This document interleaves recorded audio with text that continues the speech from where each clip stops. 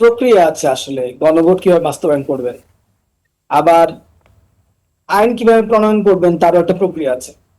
বাংলাদেশে কিন্তু গণভোট এই প্রথমবারের মতো হয় নাই। আমাদের নিজেদেরও এক্সাম্পল আছে।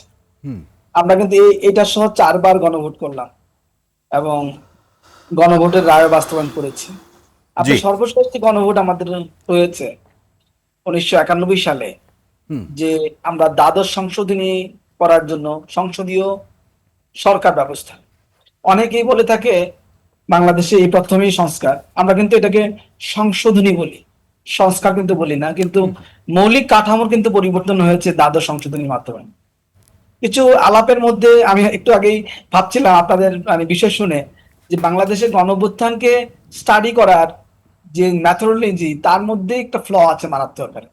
ম্যাক্সিমাম আলাপটাই হলো ন্যারেটিভ, যে কারণে না আছে এখানে কোনো এক্সাম্পল, না আছে কোনো থিওরিটিক্যাল ফ্রেমওয়ার্ক, যার ফলে যে না, যেদিকে সেটি তো একটা পদ্ধতিগত সংকটের জায়গাটা একজন গবেষক এবং বিশ্ববিদ্যালয়ের শিক্ষক হিসাবে আপনি সেটা তুলে ধরেছেন।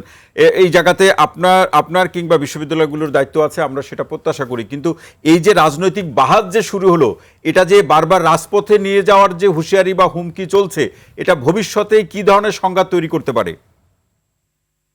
এই কথাটা বলার আগে একটা ছোট করে বলি, যে জায়গায় বলুন, শুরু করেছি বলুন, আমি এটাতে যাচ্ছি না।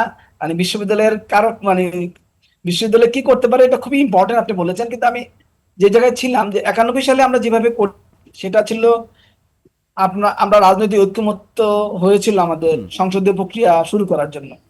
এটা কিন্তু আপনি জানেন নির্বাচনের আগে, নির্বাচনের পরে সংসদে দ্বাদশ সংশোধনীর ব্যাপারে একমত হলো সর্বসম্মতিক্রমে, এবং এটা আমরা পাশ করলাম। তারপরে কিন্তু রাষ্ট্রপতি এই দ্বাদশ সংশোধনী বিলে স্বাক্ষর করবেন কি করবেন না তার জন্য আমরা গণভোটে যাই। রাষ্ট্রপতি বিলে স্বাক্ষর করবেন কি করবেন না, হা বা না, এই নামে কিন্তু গণভোট। এই যে গণভোটটা মানে প্রথমত রাজনৈতিক ঐক্যমত্য, এটাই স্বাভাবিক প্রক্রিয়া কি। দ্বিতীয়ত হলো সংসদে আলোচনা এবং সম্মতি, সংসদের সম্মতি, যেটা ফরমাল ইনস্টিটিউট আইন প্রণয়নের।